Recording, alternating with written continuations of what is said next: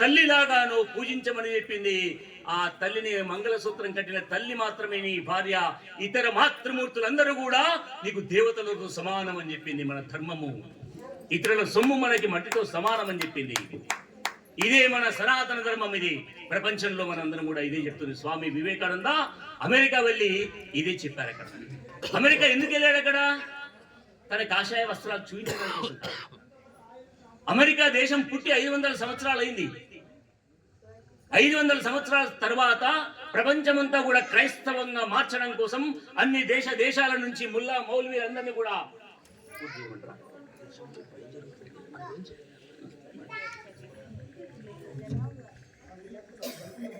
కాబట్టి స్వామి వివేకానంద అక్కడ వెళ్ళి అక్కడ అందరినీ కూడా క్రైస్తవులుగా మార్చడం కోసం అక్కడ వెళ్ళి అక్కడ రమ్మంటే మా 500 సంవత్సరాలు అయింది మా అమెరికా పుట్టి. అక్కడ అంతకు ముందు రెడ్ ఇండియన్స్ అనేటువంటి జాతి బతికింది. వాళ్ళని సమూలంగా మతాలు మార్చి ఇప్పటికీ జరుగుతుంది. ఇప్పుడు కూడా జరుగుతున్న విషయం చెప్పమని చెప్తున్నారు వాళ్ళు.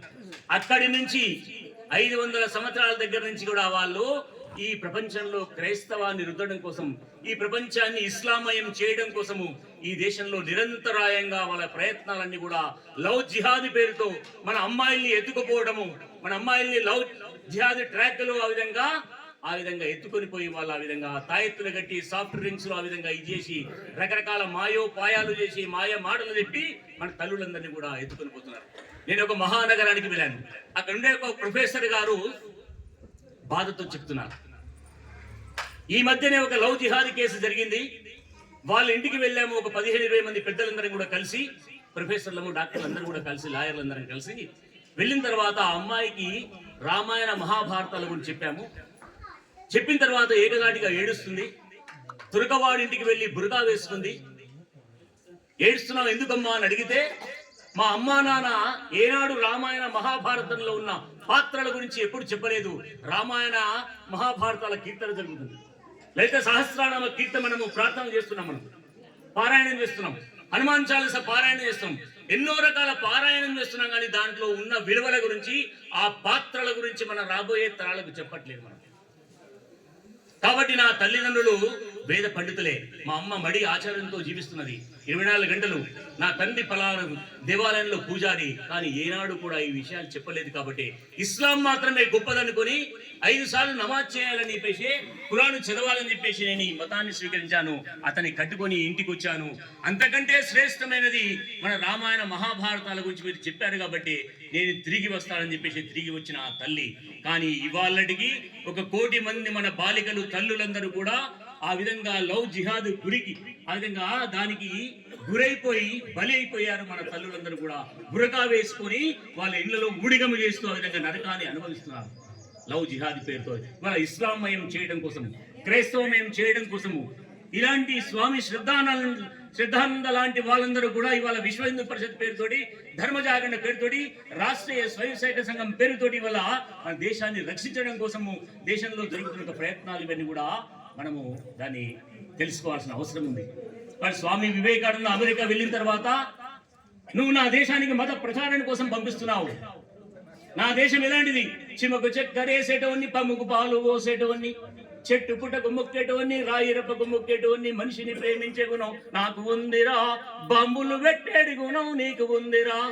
బాంబు పెళ్లులతో మిగతా ప్రపంచ దేశాలన్నీ కూడా క్రైస్తవులుగా మార్చారు రా మీరు.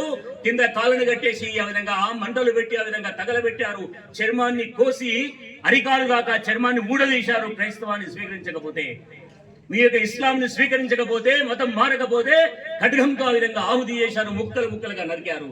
ఇవాళకి కూడా మన దేశంలో అమ్మాయిల్ని ఎత్తుకుపోయి ఆ విధంగా ముక్కలుగా నరుకుతున్నారు, మతం స్వీకరించకపోతే, ఇస్లాంను స్వీకరించని కారణంగా.